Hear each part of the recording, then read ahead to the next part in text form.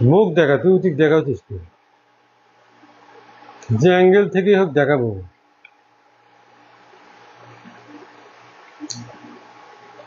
দেশ বিদেশ, কাছে কিংবা দূরে, আমার গ্রাম, আমার পাড়া প্রতিবেশী, আমার ইউনিয়ন থেকে শুরু করে আমার আশেপাশে যত ইউনিয়ন আছে, পীরগঞ্জ থানার মধ্যে যত ইউনিয়ন আছে, এবং বাংলাদেশ সহ বিদেশ পর্যন্ত যত মানুষ এই লাইফে যুক্ত হয়েছেন, আমি তো তাদের সবাইকে, বিশেষ করে আলেম ওলামাদেরকে আমার অন্তরের অন্তঃস্থল থেকে সালাম জ্ঞাপন করতেছি। আসসালামু আলাইকুম ওয়া রাহমাতুল্লাহ। আমি একটা জরুরি বার্তা দেওয়ার জন্য আপনাদের সামনে এসেছি। বেশিক্ষণ সময় নেব না, আপনারা লাইভটা সম্পূর্ণ দেখবেন। এটা যেহেতু সরাসরি আমি লাইভ করতেছি, তো আমি কেন করতেছি আপনারা এটা পরে বুঝবেন। আমি কথাগুলো বলি নেই, তারপরে আপনারা চেষ্টা করবেন যে আমার কথাগুলো কি জন্য বলতেছি আমি, বা কোন প্রেক্ষাপটে বা কোন অবস্থানে আমি কথাগুলো বলতেছি, সেটা শুধু আপনারা ধৈর্য সহকারে দেখবেন। সম্মানিত হাজিরিন, এই দরবারে যা যা আছে আমি সবগুলো আপনাকে, সবগুলো না, কিছু স্যাম্পল আপনাদেরকে একটু মানে জানাই যাচ্ছে আপনাদেরকে। সবাই পৃথিবীর মানে দেশ বিদেশে যারা আছে আমার আশেপাশে, সব যেখান থেকে আপনারা লাইভে যুক্ত হচ্ছেন, সবাই আপনার বক্তব্য, আমার বক্তব্যটাকে অবশ্যই শেয়ার দেবেন, ফলো দেবেন, এটা যেন দ্রুত ছড়িয়ে যায়। কারণ ফিতনা ফাসাদের সময় যখন এসে যায়, তখন অনেকটা নিরুপায় হয়ে আমাকে এই জিনিসটা তুলে ধরতে হলো। সম্মানিত হাজরিন, জানেন এটা ধারাকল দরবার শরীফ অথবা খানকা শরীফ অথবা আস্তানা, যেটার দায়িত্বে আছে আমি হোসাইন মোহাম্মদ আব্দুল হাকিম। সম্মানিত হাজরিন, এই খানকাটা পরিপূর্ণ কাঠামো তৈরি করতে আমার লেগেছিল 10 লক্ষ টাকা। তার মধ্যে আমার যারা এখানে আসা যাওয়া করেন, সেই তারা দিয়েছিলেন বোধহয় 5 লক্ষ, আর 5 লক্ষ টাকা হয়তো আমি দিয়েছিলাম। এই 10 লক্ষ বা 10 লক্ষের কিছু বেশি টাকা ব্যয় হয়েছিল। সম্মানিত হাজরিন, এই দরবারে কি কি আছে এটা একটু আপনাদের জানার দরকার, যেটা হয়তো কোনোদিন আমি সেভাবে বলিনি। সম্মানিত হাজরিন, আপনারা দেখতে পাচ্ছেন এখানে, দেখেন তাফসিরে জালালাইন শরীফ। তাফসিরে জালালাইন শরীফ প্রথম থেকে শেষ খণ্ড, তাফসিরে ইবনে আব্বাস প্রথম থেকে শেষ খণ্ড, তাফসিরে মারিফুল কোরআন প্রথম থেকে শেষ খণ্ড, আর তারপরে আপনার তাফসিরে ইবনে কাসির প্রথম থেকে শেষ খণ্ড, তাফসিরে রুহুল কোরআন প্রথম থেকে শেষ খণ্ড, তাফসিরে রুহুল বয়ান প্রথম থেকে 11 খণ্ড, তাফসিরে রুহুল মানি 3 খণ্ড, জলিলুল বয়ান ফি তাফসিরুল কোরআন, সূরা ফাতিহা এবং সূরা বাকারা, এটাও একটা তাফসির। তাফসিরে মাশহুদুল ঈমান মানে 1 থেকে 3 খণ্ড সমাপ্ত, কানজুল ঈমান 1 থেকে 2 খণ্ড সমাপ্ত, তাফসিরে মাজিদি প্রথম খণ্ড, কাশফুল আসরার ওয়াদাতুল আবরার শেষ খণ্ড, তাফসিরে কাবির প্রথম খণ্ড, নির্বাচিত তাফসির, তাফসিরে তাবারি শরীফ প্রথম থেকে শেষ খণ্ড, তাফসিরে মাঝারি প্রথম থেকে শেষ খণ্ড, কোরআনুল মাজিদ তাফসির প্রথম থেকে শেষ খণ্ড, কোরআন দর্শন প্রথম থেকে শেষ খণ্ড, তাহরিমুল কোরআন প্রথম থেকে শেষ খণ্ড, প্রিন্সিপাল অব কোরআন প্রথম এবং দ্বিতীয় খণ্ড, কোরআন শরীফ প্রথম বাংলা অনুবাদ ভাই গিরিশচন্দ্র সেন, তাফসিরে মাসুমি এটা প্রথম খণ্ড। তারপরে আছে আত তাফসিরুল ওয়াইফি প্রথম থেকে শেষ খণ্ড। সম্মানিত হাজিরিন, আপনারা দেখতে পেলেন যে 23টা তাফসির সংগ্রহ আছে। তার মানে মোটামুটি সবগুলো যেগুলো আছে, 1টা 2টা 3টা 4টা 5টা 6টা 7টা 8টা 9টা 10টা 11টা 12টা 13টা 14টা 15টা কোরআনের তাফসির পুরো আছে।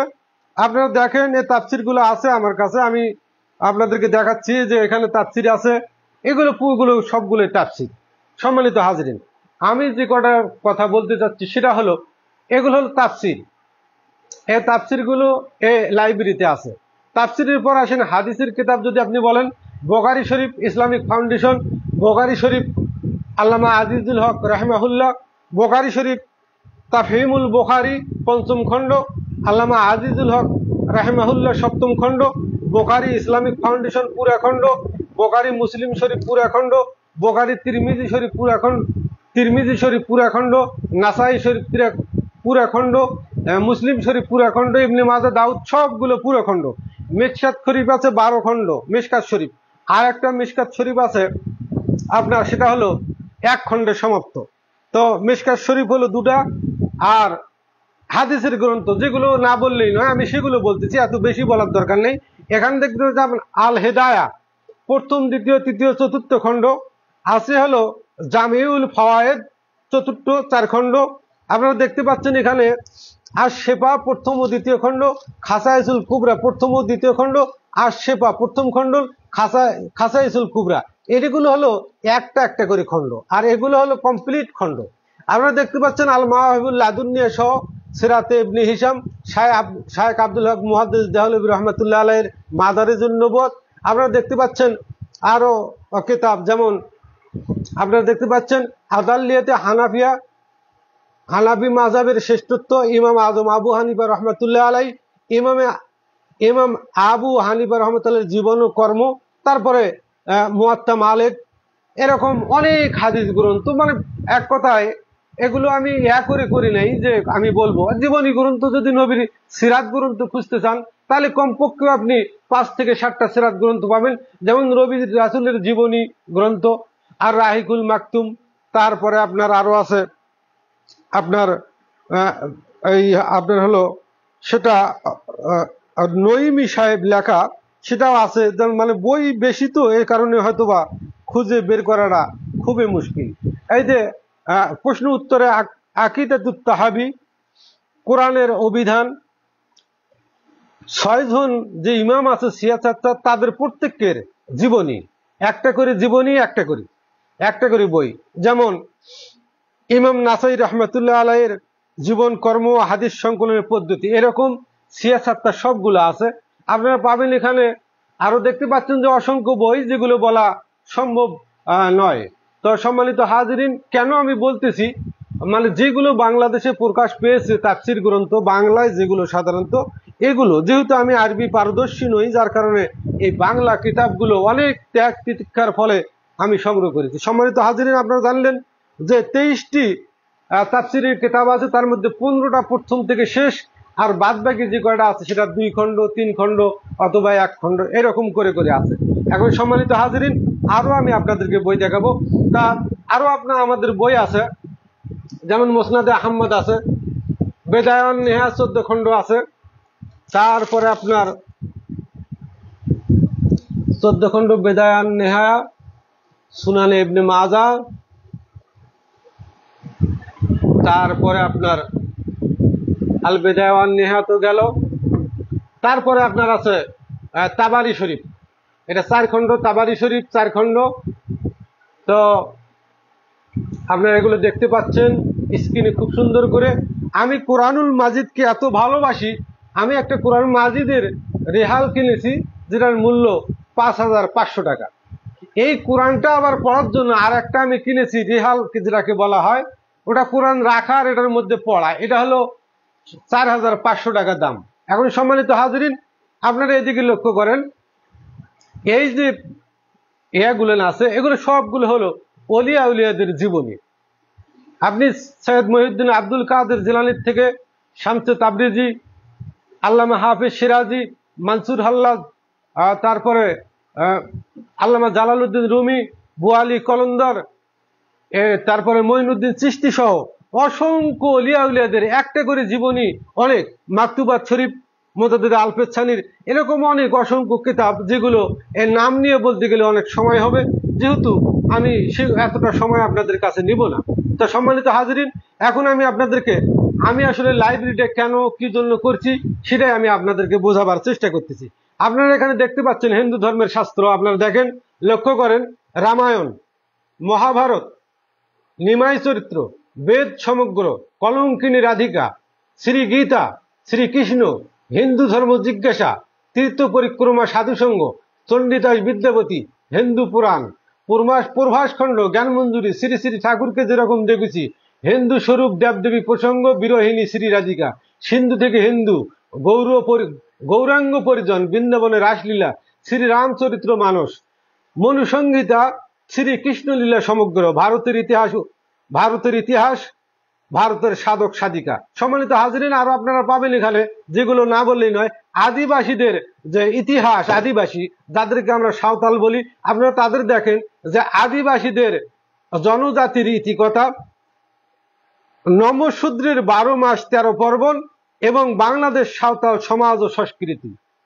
অতএব আপনারা বুঝতে পারতেছেন যে লাইব্রেরিটা কোন ক্যাটাগরিতে সাজানো। আপনারা এখানে দেখতে পাবেন চাকমা জাতি, তারপরে চাকমা রাজবংশের ইতিহাস, চাকমা জাতি সতীশচন্দ্র ঘোষ। আপনারা দেখবেন এখানে কিতাবুল মুকাদ্দাস, ইনজিল শরীফ, ত্রিপিটক সমগ্র, পবিত্র বাইবেল। তারপরে আপনাদের আছে ইনজিল শরীফ, আছে কোথায় আমি নিজেও জানি না এগুলো, এই বইগুলো আপনারা দেখেন। যাই এখানে ইনজিল শরীফ আছে, যাই হোক এখানে আছে। আমার আসলে ভিডিওটা করতেছি তো, যাই হোক এখানে একটু আপনাদেরকে আমি বুঝাই, সেটা দেখেন আপনারা। এই যে বৌদ্ধ ধর্মের যে 1 2 3 4 5 6 7 বৌদ্ধ ধর্মের উপর 7টা 8টা বই আছে। বৌদ্ধ ধর্মের উপর এই 8টা বই বৌদ্ধ ধর্মের। বাংলাদেশে যতগুলো প্যাকেজ বৌদ্ধ ধর্মের আছে সবগুলো আমার কাছে আছে। আপনি যদি যান নবী করিম সাল্লাল্লাহু আলাইহি ওয়াসাল্লাম, হযরত মুহাম্মদ সাল্লাল্লাহু আলাইহি ওয়াসাল্লামের জীবনী, ডক্টর মোহাম্মদ শহীদুল্লাহ, এই বইগুলো সাধারণত সবার কাছে থাকে না। হায়াতুস সাহাবা, সুনান আদ-দারিমি, তারপর আবার সিক্রেটিস অফ ইহুদিজম, আপনারা দেখেন বইগুলো। তারপরে আছে বই Yemen crisis, Kurdistan, the one on the Uighur. তো এগুলো হলো মানে কল্পনা বা এগুলো নিয়ে চর্চা করি আমি সাধারণত, মানে জ্ঞান গবেষণা করি। আসলে পৃথিবীতে মানুষ আমরা এসেছি, আমাদের আসলে কর্মটা কি, কার কর্ম কি, হয়তো এগুলোই বুঝাবার নিমিত্তে আমি বইগুলো কিনেছি। আমি কিন্তু মুসলিম, এ কথা আমি বারবার বলে আসছি। আমি মুসলিম, আমি আমার কালেমা লা ইলাহা ইল্লাল্লাহু মুহাম্মাদুর রাসূলুল্লাহ। সৃষ্টিকর্তা মহান আল্লাহ রব্বুল আলামিন, আমাদের সংবিধান কোরআনুল কারীম, আমাদের আদর্শ মডেল হচ্ছেন জনাবে মুহাম্মদ রাসূলুল্লাহ সাল্লাল্লাহু আলাইহি সাল্লাম। 1974 সালের 15 জুলাই আমেরিকার একজন সাংবাদিক বলেছিলেন, তিনি টাইমস অফ পত্রিকায় লেখাটা দিয়েছিলেন, সেটা হলো perhaps the greatest leader of all times was Muhammad সাল্লাল্লাহু আলাইহি সাল্লাম। সর্বকালের সর্বশ্রেষ্ঠ নেতা হলেন, সম্ভবত সর্বকালের সর্বশ্রেষ্ঠ নেতা হলেন হযরত মুহাম্মদ সাল্লাল্লাহু আলাইহি সাল্লাম। আমরা তারই উম্মত। তবে এত বই কেনার পিছনে কারণ, আমি একটু মানে ধর্ম চর্চা করতে পছন্দ করি, আর তাদের কথাগুলো আমি পছন্দ করি। যাই হোক, আর কিছু অংশ দেখাই আপনাদেরকে। আপনারা এখানে দেখছেন টুপি, যে উপরে দুটো টুপি আছে, বিশ্বনবীকে কেমন ভালোবাসলে টুপি কিনা যায়। এই দুটো টুপি হলো 5000, নিচের দুটো টুপি হলো 4000। আপনার আমার মাথার পাগড়ি সহ 5টা পাগড়ি আছে, 5টা পাগড়ি নিয়েছে হলো 5 12 60 6000। আপনারা দেখতেছেন এখানে একটা ফ্যান আছে, এই ফ্যানটা হলো যমুনা, 5800 টাকা। তারপরে আপনারা আসবাবপত্র যেগুলো, এগুলো আপনারা দেখতে পাচ্ছেন। এখানে পাঞ্জাবি, লুঙ্গি, অনেক কিছু আছে। তারপরে যা যা থাকার দরকার, একটা মোসাদিরখানা বলেন, দরবার বলেন, খানকা বলেন, অথবা আস্তানা বলেন, সবকিছু আছে। এত বই, মানে আমি তো বাজারে বই, এখানে বই, মানে যেতে যাই সেটি বই। যাই হোক, সর্বশেষ যে কথাটা বলতে চাচ্ছি সেটা হলো, আপনাদের অনেকের জানা থাকা দরকার যে ইসলামী বিশ্বকোষ, বাংলাদেশে 1998 সালে ইসলামী বিশ্বকোষ ছাপা হয় শেষবারের মতো, কিন্তু এই বিশ্বকোষটা পরিপূর্ণ পাওয়া সম্ভব হয় না। ইনশাআল্লাহ আপনাদের দোয়ায়, সকলের নেক নজরে, আল্লাহ রব্বুল আলামিনের হয়তো ইচ্ছে ছিল। আমি, আপনারা দেখেন ভালো করে, দেখাও এই জায়গাটা দেখাও, ইসলামিক বিশ্বকোষ বই সর্বমোট 28টা, বইয়ের মূল্য হলো 26,500 টাকা। ইসলামী বিশ্বকোষ বই সর্বমোট 28টা, কিছু বই 2-3টে বই আছে যেগুলো হলো ওই বিশ্বকোষ পড়ার জন্য দেওয়া, গাইড দেওয়া এক কথায়। তাহলে এখানে বই ছিল 28টা, বই আছে 28টা। ইসলামী বিশ্বকোষ এটার দাম নিয়েছে 26,500 টাকা। যাই হোক, আপনারা শুনলেন যে দরবারে কি আছে আর কি নাই, সেটাই বড় কথা। তো হাদিসের ব্যাখ্যা গ্রন্থ যেগুলো, মানে অসংখ্য কিতাব, আমি এতগুলো কিতাবের কথা আমি নিজেও জানি না যে কোন কিতাব কোথায় আছে। সম্মানিত হাজিরিন, তাহলে আপনি হঠাৎ করে এই দরবারের লিস্টটিটা আমাদের সামনে ধরে দিচ্ছেন কেন? আপনাদের কিন্তু এই প্রশ্নটা হতেই পারে, স্বাভাবিক। এ প্রশ্নটা জনগণের মধ্যে জাগা দরকার যে আমি কেন 20 বছর পরে 21 বছরের মাহফিল আমাদের সামনে, তার আগে আগে আমি কেন আমার দরবারের, আমার খানকার, আমার আস্তানার, আপনি যাই মনে করেন, কেন আজকে আমি সরাসরি লাইভে কথা বলতেছি? পিছনে একটা ব্যাকগ্রাউন্ড আছে, একটা কারণ আছে। আমি কিন্তু আমার পোস্টার, ব্যানার কোনো জায়গায় কোনোদিন কেউ দেখাতে পারবেন না যে আমি লিখে দিয়েছি যে পীরে কেবলা, পীর সাহেব, অমুক তমুক, এগুলোর কোনো গোষ্ঠী আজ 20 বছর যাবৎ কোনো পোস্টার, প্যাম্পলেটে আজ পর্যন্ত কেউ দেখাইতে পারে নাই, অদূর ভবিষ্যতেও পারবে না। আমি একটা ছাপোষা মানুষ আধ্যাত্মিক জগতে ঢোকার চেষ্টা করতেছি, আত্মাকে পরিশুদ্ধ করে, নফসকে তাজকে নফস অর্জন করে, যাতে আল্লাহ আল্লাহ রসুলের মাধ্যমে আমি আমার জীবনটাকে সাজাতে পারি, এটাই আমার মুখ্য উদ্দেশ্য। আর অন্য ধর্মের বইগুলো পড়ার উদ্দেশ্য হলো এই পৃথিবীতে শান্তি, যখন শান্তি নেয় অশান্তি, তখন আমি চাচ্ছি এই পৃথিবীর জমিনে যতগুলো ধর্ম এসেছে এখন আর কোনো ধর্ম বিলুপ্ত হবার নয়, সব ধর্ম থেকে যাবে কিয়ামত পর্যন্ত। তো এই ধর্মগুলোর যে মানুষগুলো আমরা যে হিংসা প্রতিহিংসা করতেছি, আমি চাচ্ছি যে বিশ্ব শান্তি প্রতিষ্ঠার মিশন, এটা আবার একটা মিশন, এটার কার্যক্রম শুরু হয় নাই, অচিরেই শুরু হবে। বিশ্ব শান্তি প্রতিষ্ঠা মিশন, ধর্ম যার যার, মানবতা সবার। মানবতার খাতিরে পৃথিবীর মানুষগুলোকে আমি এক প্ল্যাটফর্মে করার জন্য ক্ষুদ্র প্রচেষ্টা আমার। আমি জানি আমি পারবো না, কিন্তু চেষ্টা করতে তো আর ক্ষতি নেই। যাই হোক, কথাগুলো বলার পিছনে কারণ, আমার দরবার নিয়ে কোনোদিন কোনো জায়গা থেকে কোনো নেগেটিভ বক্তব্য আমি শুনি নেই, কিন্তু গত 9 মাস বা 10 মাস আগে থেকেই আমার দরবারের পিছনে শুধু একজন আলেম লেগে গেছেন। তিনি চাচ্ছেন এ দরবারটা ধারা করে না থাক। তার হয়তো কিছু বাহিনী আছে, যেটা উনি ভালো জানেন, উনি যেটা জানেন, উনি জানেন তার যে বাহিনীটা এটা কত বড়, কত সংঘবদ্ধ, কতগুলো কি আছে, সেটা উনি ভালো জানেন। উনি বারবার এ কথাটা তার ওয়াজ নসিহতে আমাকে কটাক্ষ করতেছে, আমাকে হেয় প্রতিপন্ন করতেছে, এবং আমার খানকার প্রতি তার লোলুপ দৃষ্টি পড়ে গেছে, এই দরবারের প্রতি। আমি বুঝতেছি না, আমি তার শত্রু নই। উনি কথার প্রসঙ্গে বলছে যে উনি আজকে ইমামের গিবত করে, কালকে ইমামের গিবত করে, কালকে অমুকের গিবত করে, পরশুদিন অমুক আলেমের গিবত করে। আমি আপনাকে চ্যালেঞ্জ দিলাম যে আপনি আলেম, আপনি এই কথাটা বলছেন, আপনি বলেন আপনার জীবনে। আমি চ্যালেঞ্জ দিলাম, সেটা হলো সরাসরি লাইভ ভিডিওতে। আমি জামতলা মাদ্রাসার মুহতামিমকে কিছু বলি নাই।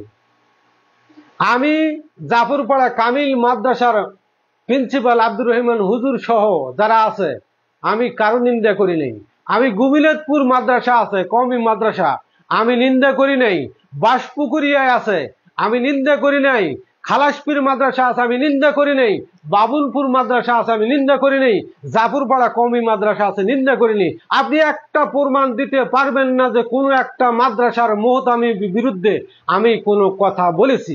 আর আপনি বলেছেন এই ইমামকে গালি দেওয়া, ওই আপনি আমার গ্রাম সহ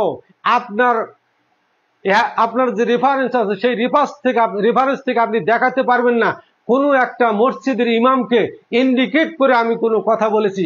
আপনার বাপের জন্মে আপনি দেখাতে পারবেন না। আর স্বয়ং আপনাকেও আমি বলিনি, আপনার সাথে আমার কোনো কথাই ছিল না। কিন্তু আপনি যে বাহিনী গঠন করে এই ধারাকল দরবার ফিনিশ করে দিবেন, সেটা শেষ এই গত 16 রবিউল আউয়ালে আপনি যে বক্তব্য দিয়েছেন, এই বক্তব্যের মাধ্যমে এটা স্পষ্ট হয়ে গেল যে আপনার নজরে আমি পড়ে গেছি।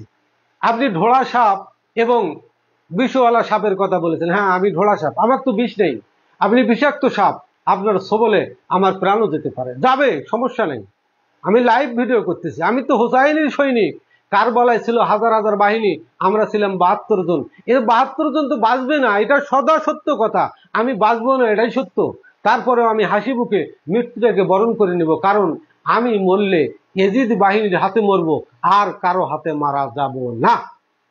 আর এই দরবার শুধু মুসলিম নয়, সনাতন, বৌদ্ধ, খ্রিস্টান, জৌনপুরী, পৃথিবীর যত ধর্ম আছে সব ধর্মের মানুষের জন্য উন্মুক্ত এই লাইব্রেরি। আপনি চাইলেই এখানে এসে বই পড়ে আপনি যেতে পারেন, কিন্তু আমি আমার ধর্ম থেকে পিছু পা হব না। আপনি বক্তব্য দিতে গিয়ে বলেছেন, কোরআনের আয়াত টান দিয়ে আপনি বলেছেন আপনি 16 রবিউল আউয়াল করতেছেন, অথচ আপনি ওয়াজ করতেছেন যে এগুলো জারের সন্তান, এদের খাবার যদি কেউ খায় সেগুলো কুত্তর খাবার। এদের বাড়ির থেকে যদি টাকা নিয়ে এসে এই রবিউল আউয়ালের তবারক পাকানো হয়, সেই তবারক কুত্তাই খাবে, আমাদের মতো ইমানদার খাবে না। ঠিক আছে বাজান, আপনার খাওয়ার দরকার নাই, আপনি খাইছেন কিনা সেটাও আমার বোঝার দরকার নাই। কিন্তু যারা এখানে আসা যাওয়া করে তারা কিন্তু 20 বছর যাবত আপনার আব্বাকে তারা বেতন ভাতা দিয়ে আসতেছে। এই লোকগুলোর খাবার যদি কুকুরের খাবার হয়, তাহলে এই লোকগুলো যে আপনার আব্বাকে বেতন দিয়েছিল, এই বেতনের টাকা যে আপনার আব্বা খেয়েছে, তার কি হবে? আপনি জবাব দেবেন। আমি জানি আপনার নাম সহ, শুধু একজন আলেম, আপনার নাম সহ আপনার যে দল বল আছে এদের নাম লিস্টি করে আমি জায়গা মতো রেখে দিয়েছি। এ খানকা শেষ হবে, এ বাড়ি শেষ হবে, এ গ্রাম শেষ হবে, কিন্তু আমার লিখিত দলিল শেষ হবে না, কারণ এই গ্রামেই নেই। আমি চিনি, আমি বুঝি কেন আপনি আমার পিছনে লাগছেন। কারণ আপনার আত্ম অহংকার, আপনার আত্মগরিমা, আপনার হিংসা, এলেমের যে অহংকার, আপনি সেটা জাহির করার জন্য আমাকে বসে আনার চেষ্টা করতেছেন। সেটা বাজান কখনো সম্ভব নয়। আপনি ওই জায়গায় বক্তব্য দিতে গিয়ে যে শব্দ চয়ন করেছেন, ভাষার শৈলী ব্যবহার করেছেন, এটা কোনো বিজ্ঞ আলেমের হওয়ার কথা নয়। কিন্তু তারপরেও আমি মানলাম আপনি বিজ্ঞ আলেম, কিন্তু মানুষকে হেদায়েত করতে হলে যেই সিস্টেমে কথা বলার দরকার সেটা আপনি করতে পারেন নাই। কারণ আপনার ভাষা, শব্দ সব কিছু এখন আমার মোবাইলের মাধ্যমে পকেটে আমি রেখে দিয়েছি। শুধু আমার নয়, যারা এখানে আসা যাওয়া করে প্রতিটা লোকের কাছে আপনার সেই কণ্ঠস্বর চিরপরিচিত। আপনি সেই দিন থেকে আপনি বলছেন যে আপনার ভিডিও ফাঁস করে দিলে, বাহাদুর ভিডিও ফাঁস করে দিলে আপনাকে থুতু দিবে। আপনি ভিডিও ফাঁস করে দেন, ওই ভিডিওতে কারা ছিল, কেন আপনি কথা বলেন নাই, আপনি কেন কথা না বলে আহলে হাদিস ভাইকে নিয়ে আসছিলেন সেদিন, এর জবাবটা আপনাকে দিতে হবে।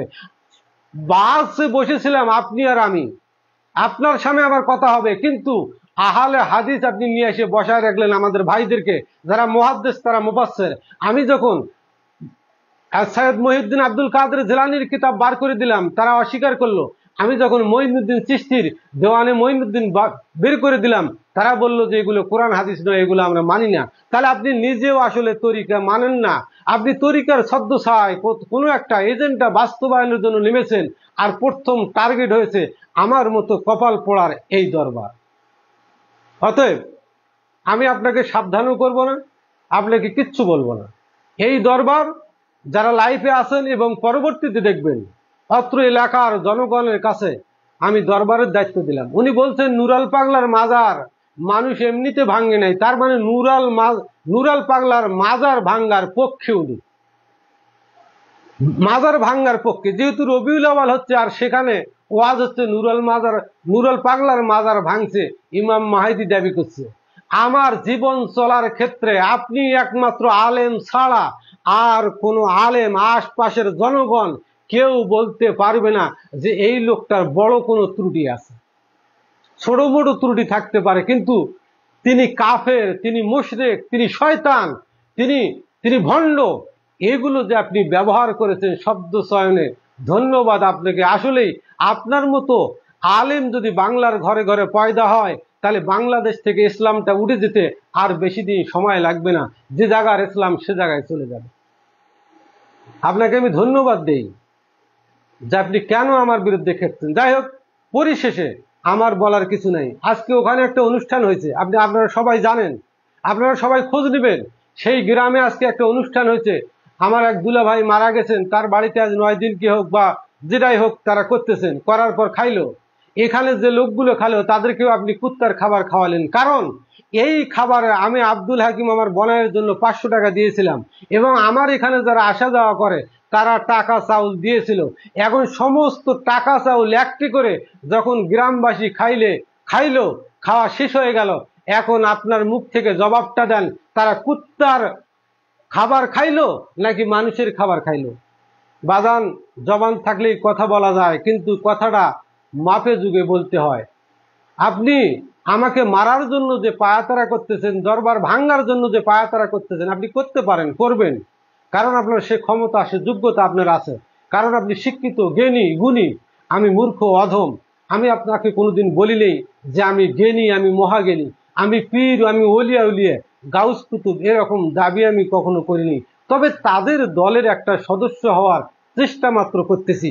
আর এই চেষ্টাটুকু বারবার প্রশ্নবিদ্ধ করার জন্য আপনি বারবার আমার বিরুদ্ধে লাগতেছেন। আমি তাই সবিনয়ে বিনয়ের সহে পীরগঞ্জ থানা প্রশাসন থেকে শুরু করে বাংলাদেশ আর্মি, বাংলাদেশ ডিজিএফআই, বাংলাদেশ যারা মানে শাসন নিয়ন্ত্রণ করেন তাদের কাছে আমার সবিনয় অনুরোধ, আপনারা আজ থেকে যতদিন দরবার থাকবে আপনারা সিসি ক্যামেরা চালু আছে, এখানে সিসি ক্যামেরা চালু আছে, মসজিদেও সিসি ক্যামেরা চালু আছে, অতএব এখানে অনৈতিক কাজ করার কোনো সুযোগ নাই। বেদায় তাদের কাছে আমি আবেদন জানাবো যে যদি কোনোদিন এটা হয়ে যায়, যদি কোনো একটা ইটও খুলে পড়ে যায়, কোনো একটা টাইলস খুলে পড়ে যায়, তাহলে দায়ী কে সেটা আপনারা ভালো করে জানেন। আর আশেপাশ যারা আছেন, ধরেন যেমন ধারাকোল, খয়ারবাড়ি, কাবরিখাল, শ্যামপুর, মাগুরা, শান্তিপুর, বাবনপুর, আলমপুর, খেলুয়া আলমপুর, মহাদেবপুর, শরীফের পাড়া, চণ্ডীপুর, ওই চণ্ডীপুর, হয়গিরে, এরকম যে গ্রামগুলো আছে, আমি আপনাদের কাছে সবিনয় অনুরোধ করে গেলাম, এই দরবারটা আমি আপনাদের হাতে ছেড়ে দিয়ে গেলাম। এই দরবারের এই যে বই পুস্তক, এই যে সুন্দর করে সাজানো গোছানো সংসার, এই দরবারটা যদি ভেঙে দেয় আপনারা এর মোকাবিলা করবেন, আমি কিচ্ছু বলবো না। আমার চোখের সামনে যদি দরবার ভেঙে টুকরো টুকরো করে দেয় আমি কিচ্ছু বলবো না। আমি সমস্ত জনগণের উপর ছেড়ে দিলাম, আপনাদের উপর। এই কারণেই, তার কারণ আমি নাকি এমন হয়ে গেছি, নুরাল পাগলার মাজার যেমন অতিষ্ঠ হয়ে ভেঙেছে, আপনার দরবার কখন কি হয়। উনি আবার বলতেছে না না এগুলো আমি পছন্দ করি না, মাছ দিয়ে শাক ঢাকা যায় না। আপনি কি পছন্দ করেন আর না করেন কথার স্পিরিটেই বোঝা যায় আপনার। অতএব আমি অত্র এলাকার জনগণকে দায়িত্ব দিয়ে গেলাম, আমার দরবারের বই পুস্তক থেকে শুরু করে আসবাবপত্র লক্ষ লক্ষ টাকার, না হলেও সর্বমোট 20 থেকে 30 লক্ষ টাকার বই পুস্তক সহ এই ঘরের মধ্যে রয়েছে। আপনাদেরকে আমি জিম্মা দিয়ে গেলাম, আমি যদি আপনাদের কাছে কোনোদিন অন্যায় করে থাকি, কোনো জুলুম করে থাকি, আমার ইবাদত বন্দিকিতে যদি আপনার কোনো ত্রুটি থেকে থাকে, আপনি সে সবিনয়ে আমাকে বলবেন, আমি শুধরিয়ে নিব। কিন্তু যারা আমাকে বারবার আঘাত করতেছে তারা আমাকে কখনো হেদায়েতের পথে নিয়ে আসতে পারবে না। পরিশেষে একটা কথা বলি, উনি বলেছেন, একটা কথা খুব জোর দিয়ে বলেছেন, যারা নবীর সাহাবীকে মানে না তারা কখনো মুমিন হতে পারে না, ইমানদার হতে পারে না, তারা কাফের, তাদের খাদ্য হবে কুত্তার খাদ্য, আমাদের খাদ্য নয়। মুয়াবিয়া সত্যের মাপকাঠি নয়, সত্যের মাপকাঠি হলো লা ইলাহা ইল্লাল্লাহু মুহাম্মাদুর রাসূলুল্লাহ সাল্লাল্লাহু আলাইহি সাল্লাম, একাত্মবাদে বিশ্বাস এবং আল্লাহর নবীর আলিত যে সংবিধান, সেই সংবিধান অনুযায়ী জীবন পরিচালনা করার নামই হলো ইসলাম। সাহাবীদেরকে মানতে হবে অবশ্যই, কিন্তু মুয়াবিয়া সত্যের মাপকাঠি নয়। সত্যের মাপকাঠি যদি মানতে হয় সেটা হবে হযরত আবু বকর সিদ্দিক রাদিয়াল্লাহু তাআলা আনহু, হযরত উমর রাদিয়াল্লাহু তাআলা আনহু, হযরত ওসমান রাদিয়াল্লাহু তাআলা আনহু, হযরত আলী রাদিয়াল্লাহু তাআলা আনহু। এদেরকে সত্যের মাপ, আরো অনেক সাহাবী আছে যাদেরকে সত্যের মাপকাঠি মানা যায়। পৃথিবীর ইতিহাসে পর্যালোচনা করে দেখা যায় যে মুয়াবিয়া একজন বিতর্কিত ব্যক্তি, আর বিতর্কিত ব্যক্তি কখনো সত্যের মাপকাঠি হতে পারে না। আপনি হয়তো বলতেছেন যে আমি খুব বড় আলেম, আমার দাড়ি টুপি পাঞ্জাবি আছে। না বাজান, দাড়ি টুপি পাঞ্জাবি দিয়ে কোনো কাজ হবে না। তার কারণটা শোনেন, যেই দিন উমর রাদিয়াল্লাহু তাআলা আনহুকে শাহাদত বরণ করা হয়েছে, সেই দিন কোনো কাফের ইহুদি বেঈমানেরা করেনি, মুসলমানেরা করছেন। ওসমান বিন আফফান, ওসমান রাদিয়াল্লাহু তাআলা আনহুকে হত্যা করা হয়েছে, 40 দিন তার দরবারে বসে থেকে আযান দিয়ে 5 ওয়াক্ত নামাজ পড়েছে। 40 দিন পর ওসমান রাদিয়াল্লাহু তাআলা আনহুকে হত্যা করেছে। তাদের লেবাস ছিল, তাদের পাগড়ি ছিল, দাড়ি ছিল, পাঞ্জাবি ছিল, নামাজ ছিল, সব ছিল, কিন্তু ওসমান রাদিয়াল্লাহু তাআলা আনহুকে শাহাদত করে দিলেন, উমর রাদিয়াল্লাহু তাআলা আনহুকে শাহাদত করে দিলেন, হযরত আলী রাদিয়াল্লাহু তাআলা আনহু, হযরত মুলজিম। এর থেকেই শুরু হয়েছে কি ঘটনা সেটা আপনারা জানেন। আপনি মুয়াবিয়াকে নির্দোষ প্রমাণ করার চেষ্টা করতেছেন, আপনার মুখ থেকে একটা হযরত আলীর হাদিসও আমি শুনি নেই। আমি বুঝি না যে আপনি আসলেই কি মুয়াবিয়ার বংশের কেউ নাকি, নাও হতে পারেন। তবে আমার কেন জানি সন্দেহ হয়, আপনি যদি একটা মুয়াবিয়ার হাদিস বলেন, অন্তত একটা হযরত আলীর কথা বলতে পারতেন। আপনি সেই দিন যে বক্তব্য দিয়েছেন, আপনি আলীর কোনো কথা বলেন নাই। আমার বক্তব্য ইউটিউব, ফেসবুক, সব জায়গায় শত শত বক্তব্য পৃথিবী জুড়ে যাচ্ছে, কোনো আলেম কোনো কথা বলে নাই। আপনার কেন গায়ে লাগে বাজান? আপনার কোন বাড়া ভাতে আমি মই দিয়েছি বলেন? আপনার সাথে কি কোনোদিন আমার শত্রুতা ছিল? আপনি কার বুদ্ধি কার কথা শুনে আপনি আজ এই পায়াতারা করতেছেন তাদেরকে নিয়ে যে দরবার শেষ করা হোক? আমি এই বাংলাদেশের কোন এক আলেমের সামান্যতম দোষ দিব না। এই খানকার একটা যদি টাইস পর্যন্ত নড়ে যায় তার জন্য আপনি দায়ী এবং আপনার লোকজন দায়ী। সেটা আপনি নিজের বায়োডাটা আপনি বলে গেছেন, সেটা আমার মোবাইলে রেকর্ড করা আছে। এবং আপনি যে পত্র আমাকে দিয়েছিলেন, যে স্টাম্প 300 টাকার স্টাম্প ব্যবহার করে দিয়েছিলেন, এই স্টাম্প এখনো আমার কাছে সুরক্ষিত আছে। বেধায় আপনি কি ভিডিও ফাঁস করবেন আর কি না করবেন এগুলো ভাবার চিন্তার সময় আমার নাই। কারণ আমার চিন্তা, আমি আল্লাহ আল্লাহ রসুলকে পেতে চাই, আমি আল্লাহকে পেতে চাই। আল্লাহকে পাওয়ার জন্য যা করার দরকার আমি তাই করব। কিন্তু মুয়াবিয়াকে সত্যের মাপকাঠি মেনে নিয়ে সাহাবীর কাতারে আমি ফেলতে কোনোদিনও পারবো না। প্রয়োজন হয় মুয়াবিয়ার ছেলে এজিদ যেরকম হোসাইনকে শহীদ করে দিয়েছেন কারবালার জমিনে, আমি শাহাদত বরণ করব, মুয়াবিয়াকে সাহাবী মানতে রাজি নয়। এ তো বাংলার পুরুষ, এলো হোসাইনি সৈনিক, হোসাইনি নামাজ। আপনাকে আমি বোঝাতে পারবো না, কারণ আপনার জ্ঞান বেশি, বিবেক বুদ্ধি বেশি। আপনি যা করেছেন তা আপনার অগোচরে রয়ে গেছে আমার ভান্ডারে। অতএব আপনি পরবর্তীতে যা বুদ্ধি, যা কুটকৌশল করবেন, ইনশাআল্লাহ আল্লাহ রব্বুল আলামিন সেটা কারো না কারোর মাধ্যমে আমাকে জানায় দেবেন। এবং আজ থেকে আমি এই খানকা, এই দরবারের দায়িত্ব ছেড়ে দিলাম অত্র জনগণের উপর। যদি জনগণ এসে ভেঙে দেয় আমার কোনো আফসোস নাই।